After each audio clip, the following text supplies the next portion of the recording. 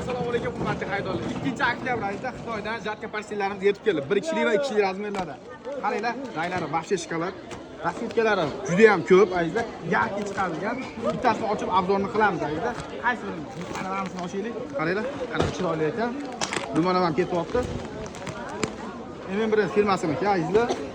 Komplektda podejani proshinani olishga bo'ladi. Proshinasi mana shu однотонный bo'ladi, razmerlari 2,5 va 50-70 da ikkita yassi jildi bo'ladi, azizlar. Mana ko'ryapsizlar. Video yoqayotgan bo'lsa, bitta like bosib, yaqinlab yuborib qo'yinglar. Bu podejанligi bo'ladi, azizlar. Podejанligi ham двухсторонний bo'ladi. Bir tomoni mana shu gullik, ikkinchi tomoni mana shu однотонный bo'ladi, azizlar. Zamokchikada bo'ladi. Hozir Xitoy mahsuloti, o'zlarining emas. Zamonlari ham mana, azizlar.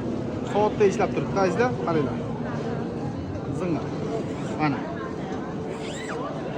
Sifati juda ham zo'r, tikilishga bitta baho berasizlar. Kachta toza Xitoy.